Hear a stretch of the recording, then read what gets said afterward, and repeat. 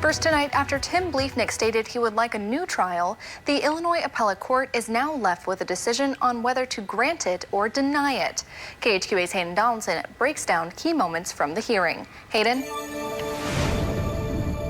Bliefnick's new lawyers presented 3 arguments to an appellate court presided by 4th Circuit Judge Robert Steigman, as well as 2 other judges from the Illinois Appellate Court in the 4th District. The argument from Bliefnick's lawyers was broken down into 3 categories. The first argument by Assistant Appellate Defender James Waller was that the court admitted evidence that was irrelevant or not otherwise admissible under the forfeiture by wrongdoing doctrine. The state says the evidence presented was not allowed under the doctrine, stating the court can still use the witness's statements or evidence even if it wouldn't be allowed normally, citing another titled State versus Floyd. We know that this is irrelevant to prove anything but propensity to commit a crime, and thus it's not proper evidence to admit under the forfeiture by wrongdoing principle. We also know from Floyd that a single instance of this is reversible error if properly preserved, as it was in this case. The state responded by saying the testimony contained enough facts to be relevant. It just doesn't seem to make any sense that a non-constitutional could not be harmless. Whether the evidence was actually overwhelming or the error was harmless in Floyd, it doesn't seem to be really presented there, but it is presented here.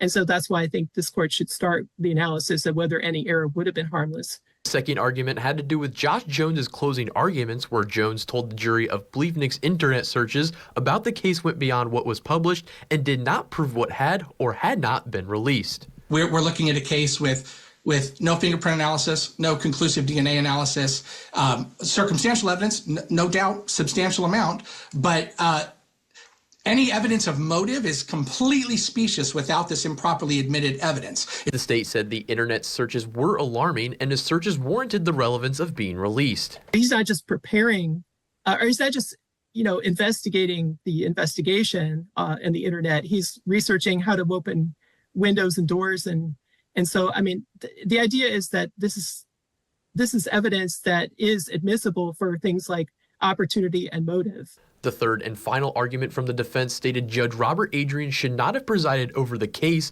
with his ongoing case with the Judicial Board, where he was later removed from the bench. Prosecutor Josh Jones testified against Adrian in the review case and says the case needed a new judge. We want this case tried before a judge who's not indebted to showing overwhelming deference to the prosecutor, and we want this case tried without all of that irrelevant evidence. The state's response was that in the case of Adrian, no rules were broken. It just doesn't seem like, even if this was somehow reviewable or could possibly be error, it doesn't anywhere meet the standard of actual prejudice under the standards for substitution of judge. And of course, there was no actual motion made for substitution of judge, which would have been assigned to a different judge, but that didn't happen here.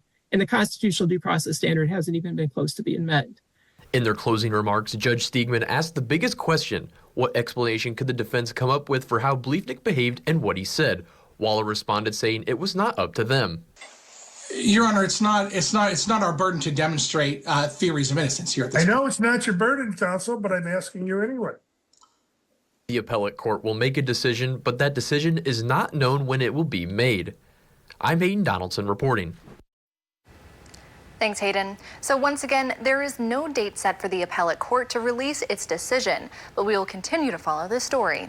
You can read more details on Bliefnick's other arguments at KHQA.com.